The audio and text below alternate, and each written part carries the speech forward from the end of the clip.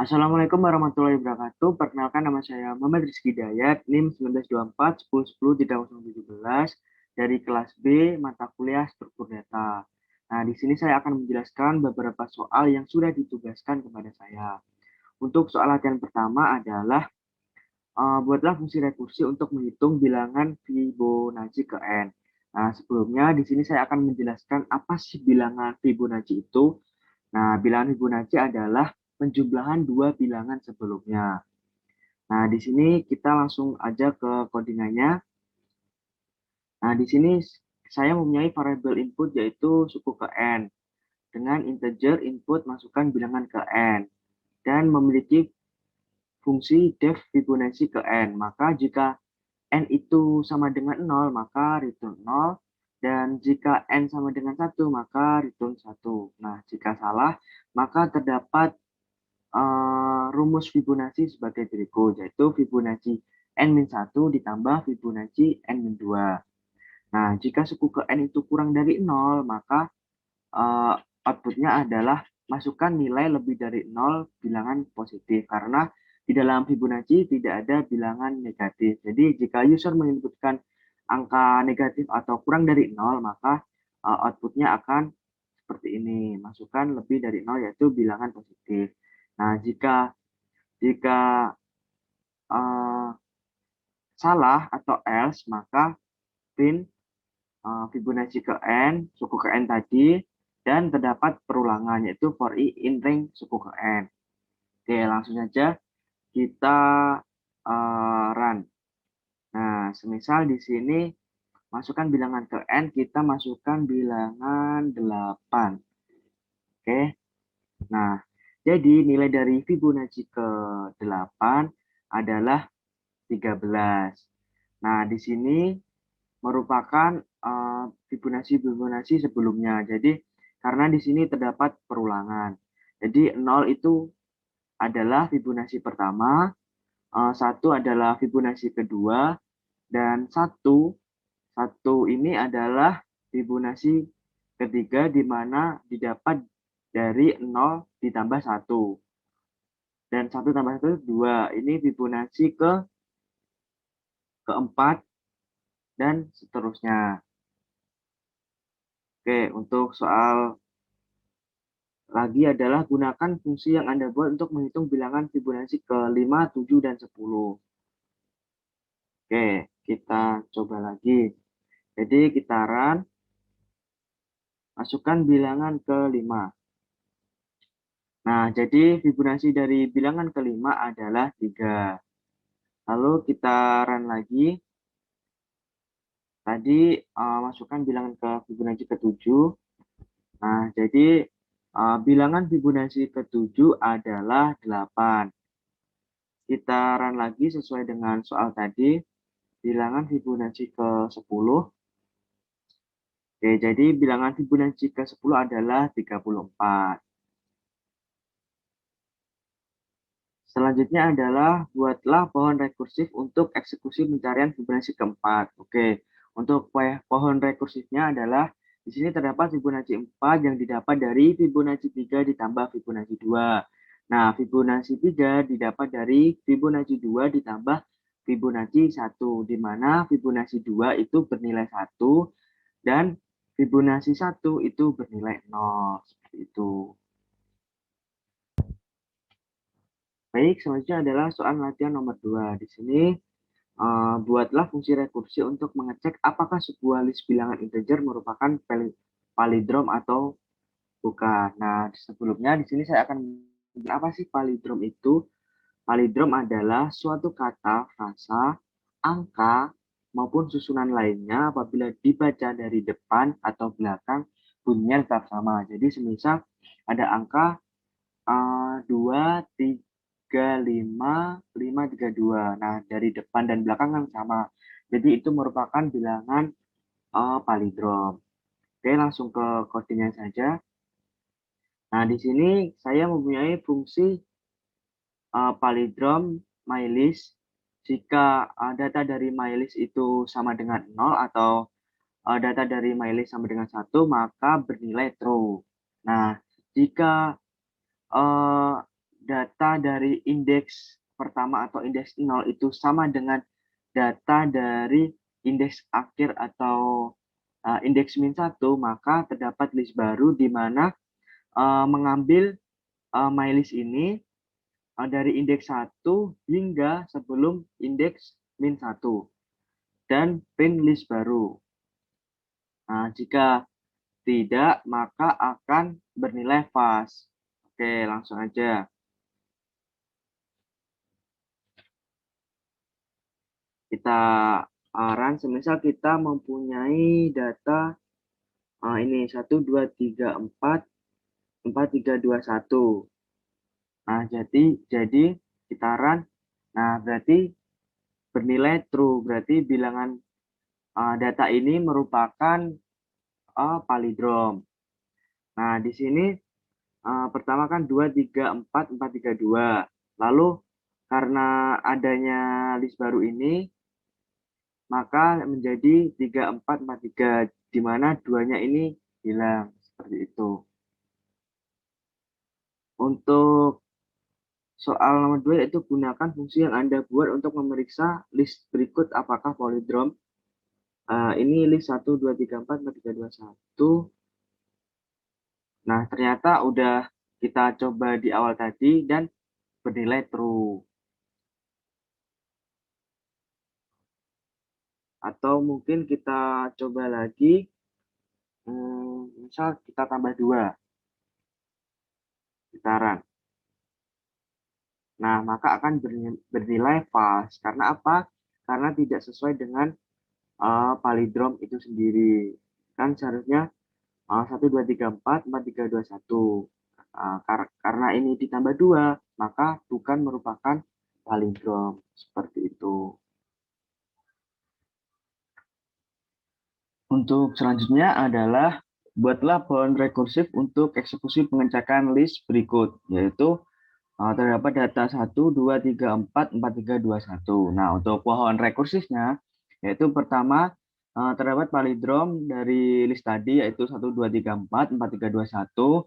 Lalu kita cek apakah dari indeks 0 dan indeks pertama dan indeks terakhir itu sama. Nah, jika sama, maka sama seperti coding yang sudah saya buat tadi, maka untuk nilai dari indeks 1 dan indeks sebelum min 1 itu akan dieliminasi. Jadi satunya akan hilang.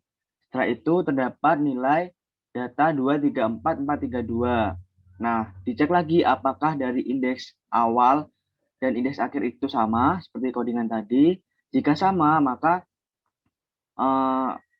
dieliminasi lagi. Jadi menghasilkan 3, 4, 4, 3 dan seterusnya. Baik, untuk selanjutnya adalah soal latihan nomor 3, di mana di sini ada antrian bank yang memiliki data panggil dan antrian. Untuk panggil merupakan bilangan yang lebih besar sama dengan 0 yang mempresentasikan nomor yang saat ini dilayani oleh kasir. Sedangkan antrian yaitu bilangan lebih besar sama dengan 0 yang mempresentasikan nomor nasabah terakhir yang mengambil nomor antrian. Nah, untuk operasinya itu ada up panggil, up antrian, reset, get panggil, dan get antrian. Untuk up panggil itu merupakan menaikkan nilai panggil sebanyak 1 increment. Nah, bila sebelum operasi ini dieksekusi nilai panggil sama dengan antrian, maka panggil tidak diinkrementkan. Nah, untuk up antrian itu menaikkan nilai antrian sebanyak 1 increment. Untuk reset yaitu memberi nilai 0 pada panggil dan antrian. Untuk get panggil dan get antrian yaitu sama mengembalikan return value nilai panggil saat itu. Nah, untuk di sini soalnya adalah implementasikan ADT antrian bank menjadi struktur data. Gunakan struktur data Anda untuk mensimulasikan kejadian berikut.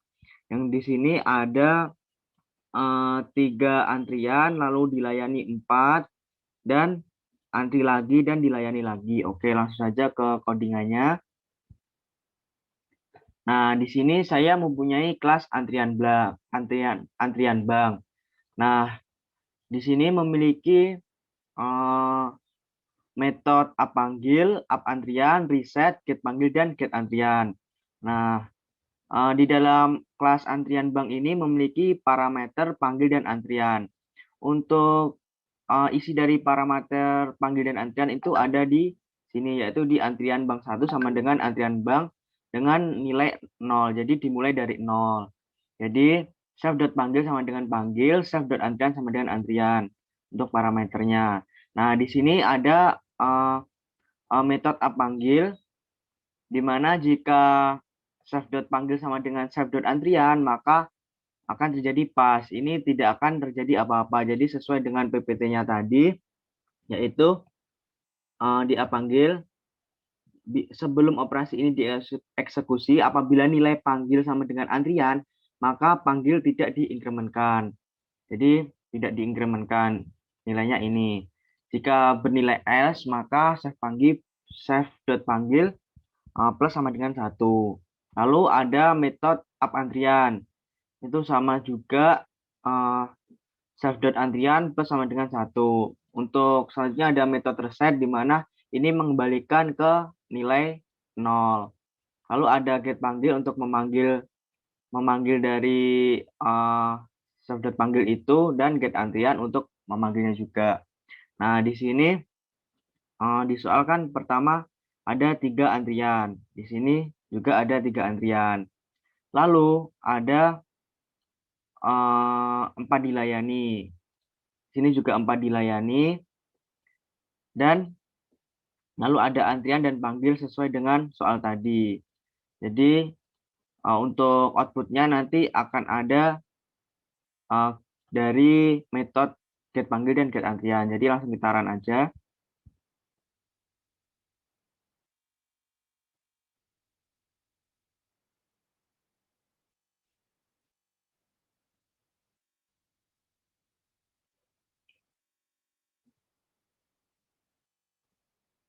Oke, jadi ada total antrian 4 dan total panggilan 4.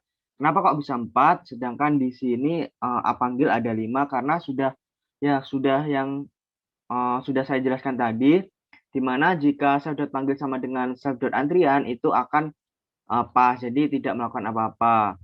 Jadi di dalam panggil ini juga bernilai 3, bukan 4. Jadi 3 antrian, lalu 3 dilayani, lalu mengantri lagi dan dilayani lagi, sehingga hasilnya total antrian 4 dan total panggil itu ada 4. Seperti itu. Selanjutnya adalah soal latihan nomor 4, di mana di sini ada titik 2 dimensi dengan data X dan Y. Dengan X merupakan bilangan yang mempresentasikan koordinat X sebuah titik.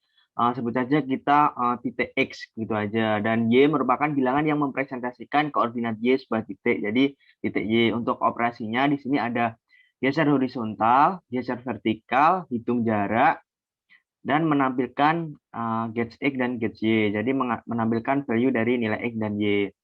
Nah, untuk di sini soalnya yaitu implementasikan ADT titik 2 dimensi menjadi struktur data, dan gunakan struktur data Anda untuk menyimulasikan kejadian berikut. Jadi di sini ada titik 1 dengan koordinat awal 23, dengan titik 2 koordinat awal 45. Jadi langsung aja di codingannya. Nomor 4. Nah, di sini saya memiliki kelas titik 2 dimensi dengan 2 parameter, yaitu parameter X dan Y. Berarti self.x sama dengan X, self.y sama dengan Y. Lalu mempunyai beberapa metode, di mana di sini pertama ada metode geser horizontal, di mana memiliki parameter dx, yaitu self.x plus sama dengan dx. Jadi geser horizontal ini fungsinya tadi untuk menggeser titik horizontal sejauh dx. Itu boleh ke kanan dan atau boleh ke kiri. Nah, setelah itu ada geser vertikal, yaitu di sini metode geser vertikal, di mana seperti soal tadi, yaitu menggeser titik secara vertikal sejauh dy, boleh ke atas maupun boleh ke bawah. Lalu ada def hitung jarak. Di dalam metode hitung jarak ini terdapat parameter titik lain, dan untuk rumus hitung jaraknya sendiri yaitu titik lain .x min self.x pangkat 2 ditambah titik lain .y min self.y pangkat 2, lalu dipangkatkan 0,5. Dan di sini ada metode untuk memanggil X dan Y. Jadi untuk pertama kan buatlah titik 1 dengan koordinat awal 32 dan titik 2 dengan koordinat awal 4,5. Jadi langsung kita masukkan saja untuk titik 1 2,3 dan titik 2 4,5. Setelah itu geserlah titik 1 ke kiri sebanyak 3 satuan dan geserlah titik 1 ke bawah sebanyak 7 satuan. Nah, jadi kita inputkan di sini min 3 dan min 7. Kenapa kok min?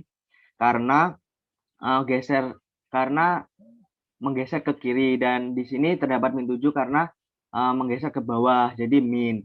Dan di sini menggunakan metode geser horizontal dan geser vertikal yang ada di metode ini.